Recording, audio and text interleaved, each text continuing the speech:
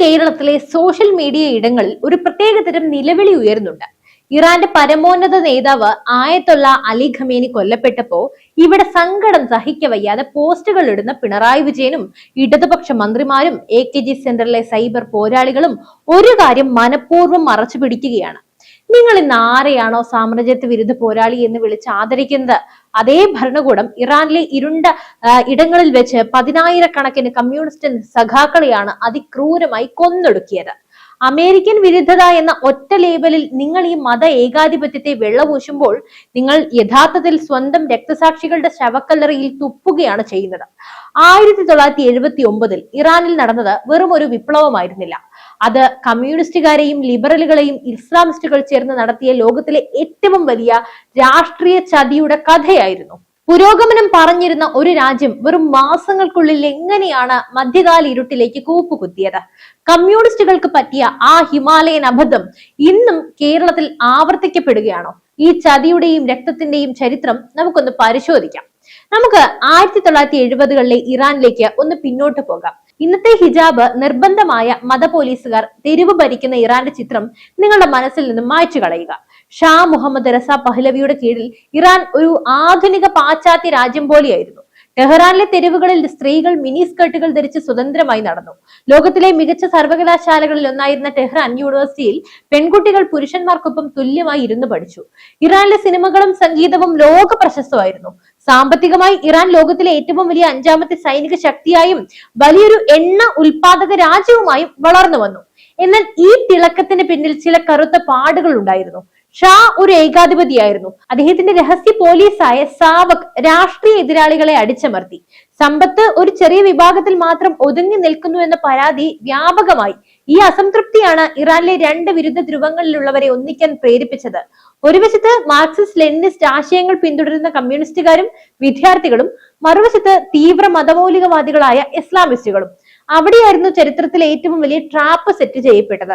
Today party എന്ന ഇറാനിലെ ശക്തമായ കമ്മ്യൂണിസ്റ്റ് പ്രസ്ഥാനം വിചാരിച്ചത് ഷായെ പുറത്താക്കാൻ ഖൊമേനി എന്ന തന്ത്രശാലിയായ മതനേതാവിനെ ഒരു ഉപകരണം മാത്രമായി ഉപയോഗിക്കാമെന്നാണ്. അവർ കരുതിയത് വിപ്ലവം കഴിഞ്ഞാൽ അധികാരം തങ്ങൾക്ക് പങ്കിടാമെന്നും ഖൊമേനിയെ പള്ളിയിലേക്ക് തിരിച്ചയക്കാമെന്നുമാണ്. പക്ഷെ ഖൊമേനി അവരെയാണ് ഉപയോഗിച്ചത് എന്ന് തിരിച്ചറിഞ്ഞപ്പോഴേക്കും സഖാക്കളുടെ കഴുത്തിൽ തൂക്കുകയോ മുറുകി കഴിഞ്ഞിരുന്നു. നമ്മുടെ നാട്ടിലെ ചില മതമൗലികവാദ സംഘടനകൾ പോലെയാണ് ഇറാനിലെ ഖൊമേനിയും പ്രവർത്തിച്ചത്. നീലക്കുറുക്കനെ പോലെ വേഷം മാറുക.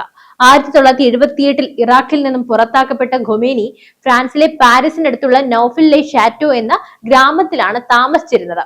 അവിടെ ഇരുന്നാണ് അദ്ദേഹം വിപ്ലവ പ്രവർത്തനങ്ങളൊക്കെ ഏകോപിപ്പിച്ചത്. പാരീസിലെ ആപ്പിൾ മരത്തിന് താഴെ ഇരുന്ന് ഖൊമേനി അന്താരാഷ്ട്ര മാധ്യമങ്ങൾക്ക് നൽകിയ അഭിമുഖങ്ങൾ ഇന്നും റെക്കോർഡായിട്ടുണ്ട്. അന്നത്തെ ഖൊമേനിയുടെ പ്രസംഗങ്ങൾ കേട്ടാൽ ആരും കൈയടിച്ചു പോകും. അദ്ദേഹം ഒരു സോഷ്യലിസ്റ്റിനെ പോലെ സംസാരിച്ചു. മതനേതാക്കൾ അധികാരം കൈയാളില്ല, സ്ത്രീകൾക്ക് പൂർണ്ണ സ്വാതന്ത്ര്യം ഉണ്ടായിരിക്കും, ജനാധിപത്യം നടപ്പിലാക്കും, അഭിപ്രായ സ്വാതന്ത്ര്യം ഉറപ്പാക്കും. ഇതൊക്കെയായിരുന്നു അദ്ദേഹത്തിന്റെ വാഗ്ദാനങ്ങൾ. ഇവിടുത്തെ ജമാഅത്തെ ഇസ്ലാമിയെ പോലെ അഴിമതിക്കും ഏകാധിപത്യത്തിനും ചൂഷണത്തിനുമെതിരേക്ക് ഘോരഘോരം സംസാരിച്ച് ഖമേനി ഇടതുപക്ഷത്തുള്ള ചെറുപ്പക്കാരുടെ പോലും കയ്യടി നേടി. പക്ഷേ ഇതേ ജമാഅത്തെ ബംഗ്ലാദേശിൽ അധികാരം പിടിച്ചെടുത്തപ്പോൾ എന്താ സംഭവിച്ചുകൊണ്ടിരിക്കുന്നത്? എന്തായാലും ഈ പ്രസംഗങ്ങൾ റെക്കോർഡ് ചെയ്ത കാസറ്റുകൾ ഇറാനിലെ പള്ളികൾ വഴി വിതരണം ചെയ്യപ്പെട്ടപ്പോ അതിൽ വിദ്വേഷത്തിന്റെ വിത്തുകളായിരുന്നു ഉണ്ടായിരുന്നത്. കമ്മ്യൂണിസ്റ്റുകാർ ആവേശത്തിലായി. പക്ഷെ അതൊരു കെണിയായിരുന്നു. ഒരു മതമൗലികവാദി ജനാധിപത്യത്തെ കുറിച്ച് സംസാരിക്കുന്നത് അധികാരം പിടിക്കാനുള്ള വെറും ഒരു ഗോവണി മാത്രമായിട്ടാണെന്ന് തിരിച്ചറിയാൻ അന്ന് ഇറാനിലെ സഖാക്കൾക്ക് കഴിഞ്ഞില്ല. അവർ അവിടെ പരാജയപ്പെട്ടു പോയി. 1979 ജനുവരി 16 ഷാ മുഹമ്മദ് റസ പഹ്ലവി രാജ്യം വിട്ടു. ഫെബ്രുവരി 1 ഖൊമേനി പാരീസിൽ നിന്നും ടെഹ്റാനിലെത്തി. ലക്ഷക്കണക്കിന് ആളുകൾ അദ്ദേഹത്തെ സ്വീകരിച്ചു. അതിൽ മുൻനിരയിൽ സഖാക്കളും ഉണ്ടായിരുന്നു. വിപ്ലവം വിജയിച്ചു എന്നവർ ആവേശത്തോടെ കരുതി. മാധ്യമങ്ങൾ ഇതിനെ ഇറാന്റെ പുതിയ സൂര്യോദയം എന്ന് വിശേഷിപ്പിച്ചു. പക്ഷെ ഉണ്ടായത് സൂര്യോദയമായിരുന്നില്ല, പകരം കനത്ത അന്ധകാരമായിരുന്നു. അധികാരം ഉറപ്പിച്ച അടുത്ത നിമിഷം തന്നെ ഖൊമേനി തന്റെ പൈശാചികമായ മുഖം പുറത്തെടുത്തു. അദ്ദേഹം രൂപീകരിച്ച ഇസ്ലാമിക് റവല്യൂഷണറി ഗാർഡ് കോർപ്സ് തെരുവുകൾ കൈയടക്കി. ആദ്യം തുടങ്ങിയത് സ്ത്രീകളെ വേട്ടയാടിക്കൊണ്ടാണ്. വിപ്ലവം കഴിഞ്ഞ് 2 ആഴ്ചയ്ക്കുള്ളിൽ സ്ത്രീകൾക്ക് മേൽ ഹിജാബ് അടിച്ചേൽപ്പിച്ചു. ഇതിനെതിരെ തെരുവിലിറങ്ങിയ സഖാക്കളായ പെൺകുട്ടികളെ സൈന്യം മൃഗീയമായി വേട്ടയാടി. കമ്മ്യൂണിസ്റ്റുകാർ പ്രതികരിക്കാൻ തുടങ്ങുമ്പോഴേക്കും ഖൊമേനി തന്റെ ഇസ്ലാമിക് റിപ്പബ്ലിക്കൻ പാർട്ടി വഴി എല്ലാ ഭരണഘടനാ സ്ഥാപനങ്ങളും പിടിച്ചെടുത്തു കഴിഞ്ഞിരുന്നു. ഇറാനിലെ കമ്മ്യൂണിസ്റ്റുകാർക്ക് 1981-82 കാലഘട്ടം മരണത്തിന്റെ താഴ്വരയായിരുന്നു. ടുഡേ പാർട്ടി നേതാക്കളെ ജയിലിലടച്ചു. വിപ്ലവത്തിന് തോളോട് തോൾ ചേർന്ന് പോരാടിയ സഖാക്കളെ ദൈവത്തിന്റെ ശത്രുക്കളെന്ന് മുദ്രകുത്തി. വിചാരണ പോലും ഇല്ലാതെ ആയിരക്കണക്കിന് യുവാക്കളെ വെടിവെച്ചു കൊന്നു. ഇറാനിലെ ജയിലുകളിൽ നടന്നത് വിവരിക്കാൻ പോലും വയ്യാത്ത ക്രൂരതകളാണ്. വധശിക്ഷയ്ക്ക് വിധിക്കപ്പെട്ട യുവതികൾ കന്യകകളാണെങ്കിൽ അവർ സ്വർഗത്തിൽ പോകുമെന്ന് വിശ്വസിച്ച മതഭ്രാന്തന്മാർ അവരെ തൂക്കിലേറ്റുന്നതിന് തലേ ദിവസം ജയിൽ അധികൃതരെ കൊണ്ട് നിർബന്ധപൂർവ്വം ബലാത്സംഗം ചെയ്യിപ്പിച്ചു. ഭരണകൂടത്തിന്റെ ശത്രുക്കൾ സ്വർഗത്തിൽ പോകാൻ പാടില്ല എന്നതായിരുന്നു ഖൊമേനിയുടെ പൈശാചികമായ ഫത്വ. വധശിക്ഷ നടപ്പിലാക്കിയ ശേഷം ആ പെൺകുട്ടികളുടെ വീട്ടുകാർക്ക് അധികൃതർ ഒരു കത്തയക്കും. നിങ്ങളുടെ മകളെ ഞങ്ങൾ വിവാഹം കഴിപ്പിച്ചു. ഈ പരിഹാസം നിറഞ്ഞ സന്ദേശം കൂടെ മഹർ എന്ന പേരിൽ കുറച്ച് പണവും. സ്വന്തം മകളെ ഭരണകൂടം ബലാത്സംഗം ചെയ്ത് കൊന്നു എന്നറിഞ്ഞിട്ടും ഒന്ന് പ്രതികരിക്കാൻ പോലും കഴിയാത്ത മാതാപിതാക്കളുടെ വേദന വാക്കുകൾക്കപ്പുറമായിരുന്നു. പിണറായി വിജയനും MA ബേബിയും ഇന്ന് സല്യൂട്ട് അടിക്കുന്ന ഇറാന്റെ മുൻഗാമികളാണ് ഈ ക്രൂരതകൾക്ക് വിത്തുപാകിയത്.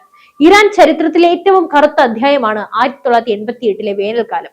ഇറാഖുമായുള്ള യുദ്ധം അവസാനിച്ച സമയം ജയിലിൽ കഴിയുന്ന രാഷ്ട്രീയ തടവുകാരെ ഒന്നടങ്കം ഇല്ലാതാക്കാൻ ഖൊമേനി ഒരു ഉത്തരവ് പുറപ്പെടുവിച്ചു. അതിനായി അദ്ദേഹം ഡെത്ത് കമ്മിറ്റി രൂപീകരിച്ചു. ഈ കമ്മിറ്റിയിൽ ഇന്നത്തെ ഇറാൻ ഭരണകൂടത്തിന്റെ പല പ്രമുഖരും ഉണ്ടായിരുന്നു. ഈ കമ്മിറ്റി ഓരോ ജയിലിലും കയറി ഇറങ്ങി ഓരോ തടവുകാരനെയും വിചാരണ ചെയ്തു. ചോദ്യം വളരെ ലളിതമായിരുന്നു. നീ കമ്മ്യൂണിസത്തിൽ ഇന്നും വിശ്വസിക്കുന്നുണ്ടോ? നീ ഇസ്ലാമിക് റിപ്പബ്ലിക്കിനെ അംഗീകരിക്കുന്നുണ്ടോ? കമ്മ്യൂണിസം എന്ന് പറയുന്നവരെ മിനിറ്റുകൾക്കുള്ളിൽ തൂക്കുമരത്തിലേക്ക് അയച്ചു. വെറും 5 മാസത്തിനുള്ളിൽ 5000-ലധികം സഖാക്കളെയാണ് അവർ കൊന്നു തള്ളിയത്.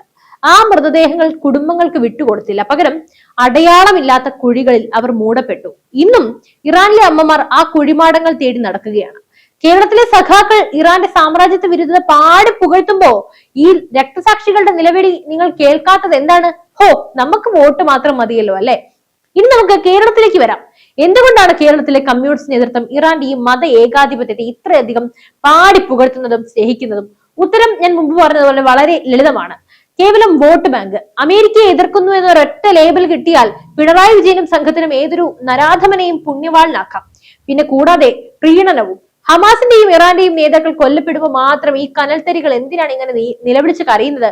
സത്യത്തിൽ കേരളത്തിലെ ഇടതുപക്ഷം ഇപ്പോൾ ചെയ്യുന്നത് ഇറാനിലെ സഖാക്കൾക്ക് പറ്റിയ അതേ അബദ്ധമാണ്. മതമൗലികവാദ സംഘടനകളുമായി കൂട്ടിച്ചേർത്ത് അവർ കരുതുന്നത് തങ്ങൾ അവരെ ഉപയോഗിക്കുകയാണെന്നാണ്. എന്നാൽ ചരിത്രം പഠിപ്പിക്കുന്നത് മറിച്ചാണ്. അധികാരം കിട്ടിയാൽ ഈ നീലക്കുറുക്കന്മാർ ആദ്യം കടിച്ചു കീറുന്നത് കമ്മ്യൂണിസ്റ്റുകാരെ ആയിരിക്കും.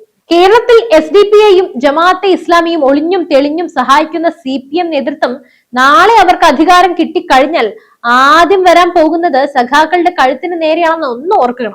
ഇറാൻ വിപ്ലവത്തിലേക്ക് നയിച്ച ഒരു പ്രധാന ഘടകം സാമ്പത്തിക അസമത്വമായിരുന്നു. ഇന്ന് കേരളത്തിന്റെ അവസ്ഥയും സമാനമാണ്. കടമെടുത്ത് മുടിഞ്ഞൊരു സംസ്ഥാനം, യുവാക്കൾ തൊഴിലില്ലാതെ നാടുവിടുന്നു. ഭരണകൂടം വലിയ വികസന പദ്ധതികൾ പ്രഖ്യാപിക്കുമ്പോഴും സാധാരണക്കാരൻ പട്ടിണിയിലാണ്.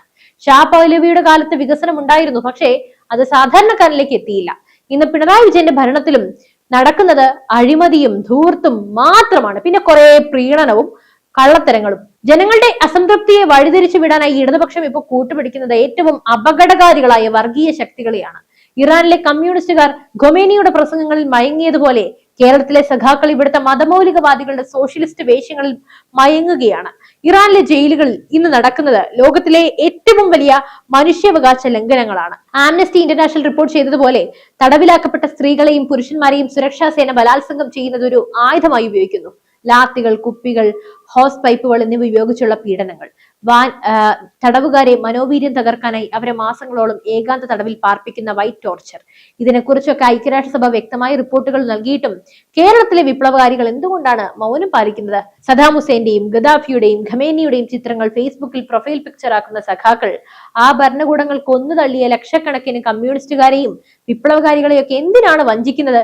ഇറാൻ വിപ്ലവം നൽകുന്ന വലിയൊരു പാഠമുണ്ട്. തീവ്രവാദത്തിന് നിറമില്ല, അതിന് പ്രത്യാശാസ്ത്രമില്ല. അത് അധികാരത്തിലെത്താൻ ഏത് വേഷവും കിട്ടും.